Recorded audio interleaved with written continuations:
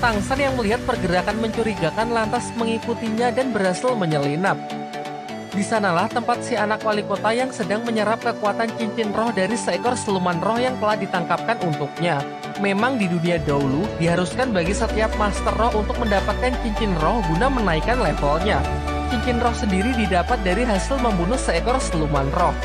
Meskipun anak wali kota itu bisa dikatakan curang karena ia tidak berburu siluman roh sendiri. Malam harinya, Tang San menemui Master Xiao agar membantunya berburu cincin roh pelindung yang cocok untuknya. Singkatnya, Master Xiao bersedia untuk membantu. Ia kemudian mengeluarkan roh pelindungnya yang ia panggil Claw Shipao yang berwujud anjing berhidung babi untuk ditukarkan dengan tiket masuk hutan berburu. Diketahui bahwa hutan berburu merupakan tempat tinggal dari banyak siluman roh. Di perjalanan, Master Xiao mengatakan kalau transaksi ini hanyalah sebuah trik, karena roh pelindungnya pasti akan kembali tak peduli dimanapun ia ditinggalkan. Singkat ceritanya lagi, mereka pun diperbolehkan masuk setelah menunjukkan tiket mereka kepada para petugas yang berjaga di depan gerbang. Ternyata juga Tang San membawa gerobak berisi banyak lobak yang Master Xiao katakan akan berguna di dalam hutan. Di waktunya bersamaan, anak wali kota datang ke asrama untuk mencari Tang San berniat menantangnya. Namun Tang San tidak ada di sana, dan ia mendapatkan informasi kalau Tang San sedang berada di hutan berburu untuk mencari siluman roh. Bersama asistennya, ia pun bergegas menyusulnya. Kembali ke hutan berburu, saat sedang beristirahat, mereka sudah disambut oleh serangan siluman roh yang berwujud serigala hitam.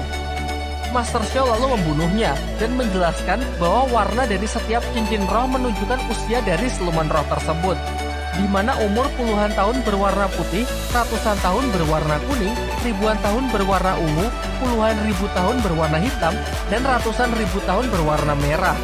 Semakin tua usia siluman roh, maka semakin kuat pula kekuatan dari roh cincin pelindungnya. Namun ada batasan tertentu seseorang bisa menyerap kekuatan dari cincin roh. Maksudnya, jika seseorang menyerap cincin roh di luar batas kemampuan tubuhnya, maka tubuhnya akan hancur. Sementara itu, anak wali kota beserta rombongannya juga sudah sampai di hutan berburu menggunakan tanda bangsawanya yang membuat ia bisa masuk keluar sesuka hatinya. Kembali ke hutan berburu, saat sedang beristirahat, mereka dikejutkan dengan kemunculan Xiao Wu yang sedari awal bersembunyi di gerobak Tang San. Di tengah obrolan mereka, serigala hitam yang sebelumnya dikalahkan kembali datang dengan jumlah yang cukup banyak untuk menyerang mereka. Xiao Wu pun kemudian mengajak Tang San lari dan sengaja berpisah dengan Master Xiao karena ia curiga kalau Master Xiao hanya memanfaatkan Tang San sebagai bahan penelitiannya tentang teori cincin roh. Sementara itu, anak wali kota beserta rombongannya juga sudah sampai di hutan berburu. Di sana ia pun berhasil menemukan Tang San dan Xiao Wu yang sudah terpisah dari Master Xiao. Si anak wali kota yang sangat membenci Tang San karena selalu mempermalukannya di depan umum mengancam akan membunuhnya. Namun ia memberinya pilihan.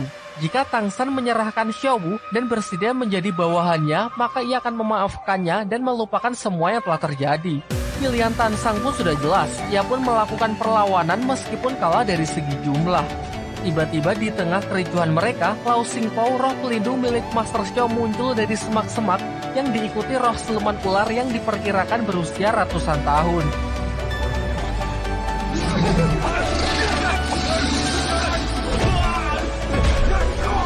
Ternyata ini semua adalah rencana dari Master Xiao yang sudah menyadari kedatangan anak wali kota. Sengaja memancing siluman roh ular untuk keluar, mengalihkan perhatian mereka. Karena merasa takut, anak wali kota pun bersama pasukannya terpaksa mundur dari amukan roh siluman ular tersebut. Siluman ular itu kemudian mengamuk mengejar Tang San dan melukai Master Xiao, sampai akhirnya ketiganya pun bekerja sama untuk melumpuhkan siluman tersebut.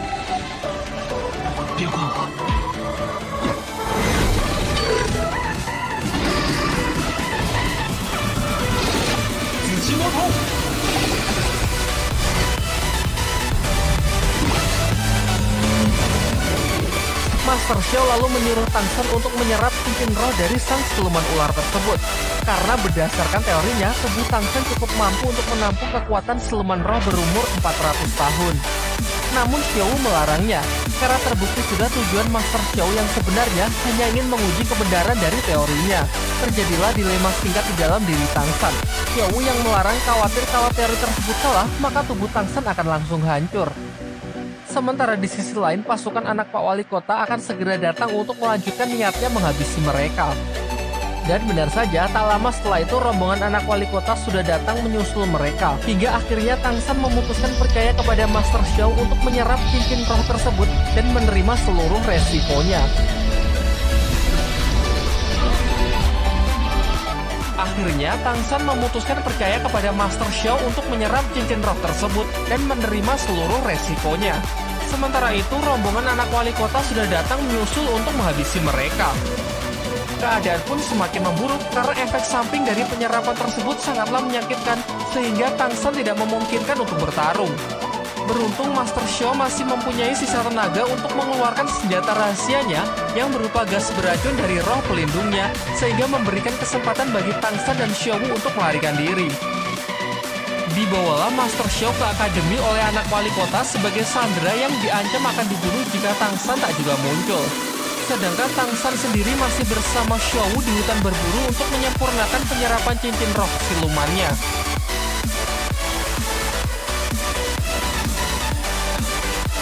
Singkatnya, setelah melewati masa kritis, ia pun berhasil mengkombinasikan kekuatan cincin roh siluman ular dengan roh pelindung rumput peraknya yang menghasilkan kemampuan tali akar beracun. Sementara tanpa sepengetahuan dari Tang San, Xiao Wu juga berhasil mendapatkan cincin roh silumannya dari segerombolan serigala hitam yang berhasil ia jinakkan. Setelah kembali ke akademi, Tang San mendapatkan informasi dari Hua Sheng kalau anak Pak Wali Kota menyekap Master Xiao di belakang gedung akademi. Tanpa pikir panjang, ia pun bersama Xiao Wu segera pergi untuk menyelamatkannya.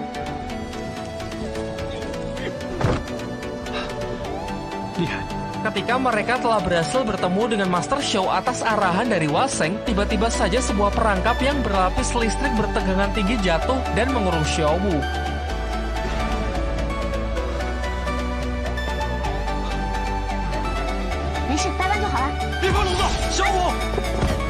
Ternyata ini adalah sebuah perangkap yang sudah disiapkan oleh anak si wali kota.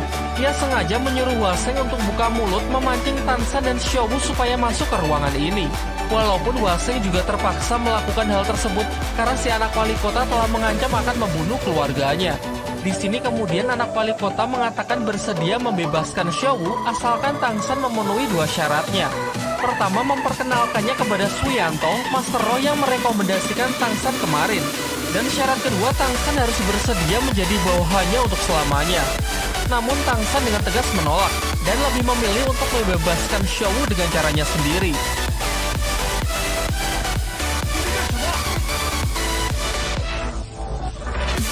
Ternyata ia nekat menghancurkan kurungan listrik tersebut menggunakan roh pelindung rumputnya. Meskipun dikatakan mustahil, nyatanya ia berhasil membukanya.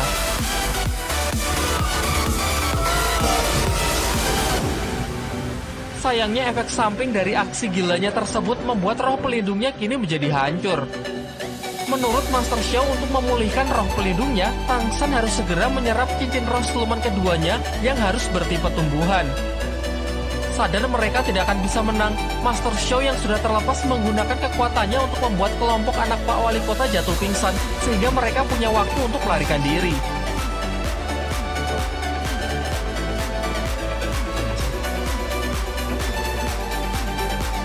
Tak lama setelah itu, efek gas tersebut perlahan mulai hilang, dan Hua Sheng lah yang pertama kali tersadar. Dirinya yang telah dibutakan dengan dendam dan kebencian menggunakan kesempatan ini untuk membunuh anak wali kota demi memastikan keluarganya akan tetap aman. Saat bala bantuan sudah datang, tidak ada satupun saksi mata yang melihat pembunuh dari anak wali kota. Asistennya yang baru tersadar menduga kuat kalau Tang San lah pelakunya. Sementara itu, Tang San, Xiao Wu, dan Master Xiao pergi ke desanya Tang San untuk mencari tempat yang aman.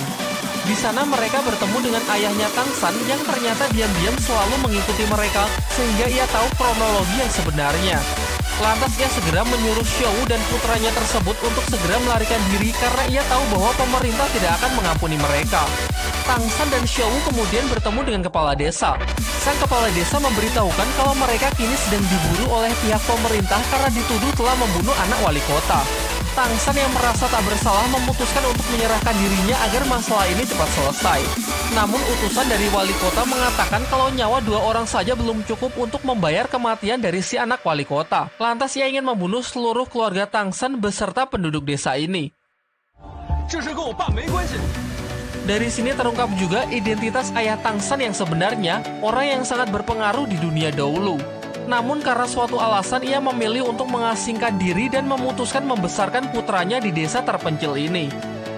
Sementara itu, ayah Tangsan yang tahu kalau roh pelindung putranya sudah hancur, membuka sebuah segel di bawah rumah yang di sana tersimpan siluman roh bertipe tumbuhan peninggalan dari ibu Tangsan.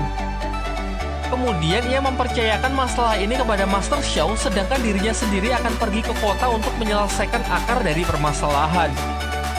Selepas itu, Master Xiao segera kembali untuk membangkitkan roh siluman rotan yang tadi sudah dibuka segelnya oleh ayah Tangsan. Ia berencana memanfaatkan amukan dari siluman tersebut untuk mengalihkan perhatian dari pasukan utusan wali kota.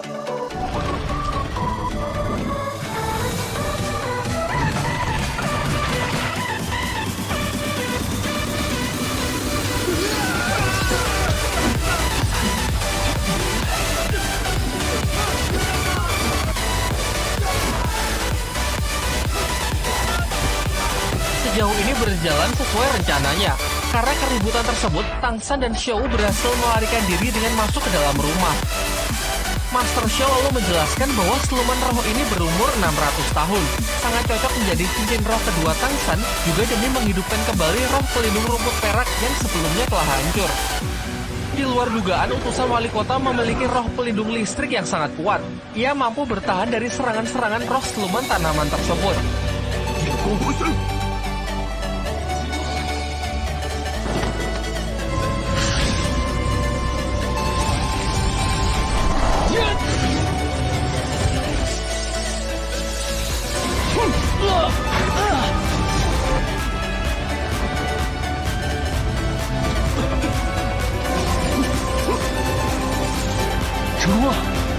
Singkat cerita, berkat bantuan dari Xiao Wu dan amukan dari siluman roh, Tangsan pun berhasil mengalahkan utusan wali kota tersebut. Setelah pertarungan itu, roh siluman pun melemah. Kesempatan inilah yang dimanfaatkan Tangsan untuk menebangnya demi mendapatkan cincin keduanya. Karena penyerapan dua cincin roh dalam waktu yang berdekatan membuat tubuh Tangsan sangat kesakitan. Xiao Wu yang melihat Tangsan sangat menderita, memberikan sedikit energinya untuk membantu Tangsan. Singkatnya, Tangsan pun berhasil melewati masa kritis dan mendapatkan cincin roh keduanya. Di waktu yang bersamaan, ayah Tangsan sudah sampai di kota, menghentikan rombongan dari wali kota dan sendirian ia dapat mengalahkan para pengawal tersebut demi membunuh sang wali kota. Diperlihatkan malam harinya, alih-alih berduka atas kematian pemimpinnya, para warga pun sangat senang karena kini mereka telah terbebas dari wali kota yang kejam yang selalu menindas rakyatnya. Kembali ke rumah Tangsan, terlihat mereka tengah merapikan tempat itu yang sebelumnya heboh akibat bentroknya dengan pasukan wali kota. Tiba-tiba Master Xiao mendapatkan telepati dari ayah Tangsan agar menemuinya di luar rumah tanpa memberitahukan yang lain. Ayah Tangsan memberikan sebuah obat kepada Master Xiao yang dapat membantu Tangsan dalam proses penyembuhan roh pelindungnya. Sekaligus ia juga ingin berpamitan karena mulai sekarang ia akan mempercayakan putranya kepada Master Xiao dan meminta agar identitasnya tetap dirahasiakan dari Tangsan. Namun ternyata Tangsan tidak sepolos itu. Ia pun menyusul Master Xiao dan mengatakan mustahil ia tidak dapat merasakan hawa keberadaan dari ayahnya. Ia kemudian berjanji akan berlatih lebih giat untuk membuktikan bahwa ia bisa menjadi master roh yang terkuat. Baru setelah itu ia akan menagih janji ayahnya untuk menceritakan sejarah lengkap mengenai keluarganya.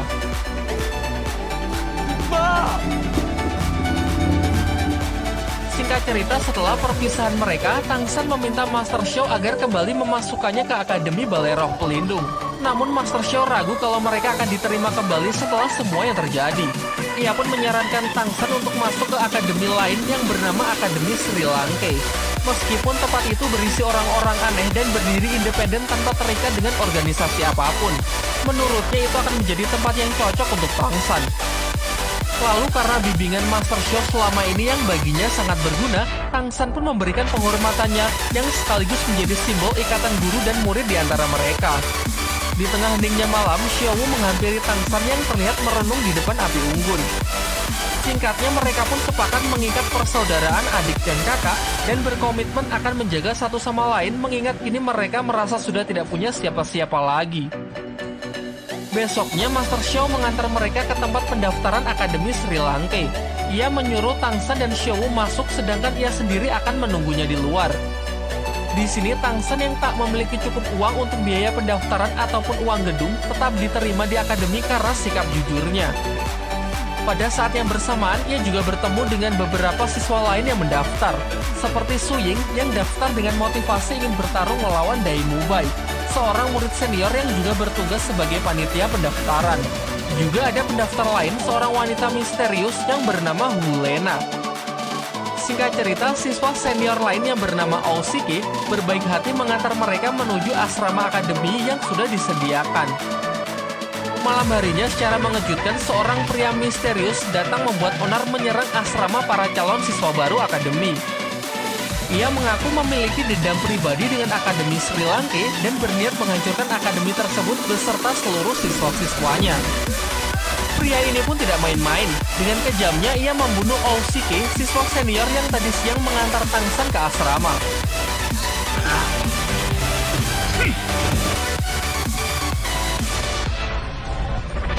Menyaksikan hal itu, Tang San jelas tak tinggal diam. Bersama Xiao dan murid baru lain yang bernama Su Ying pun melakukan serangan kombinasi untuk berusaha melumpuhkan pria tersebut. Sayangnya pria ini sangat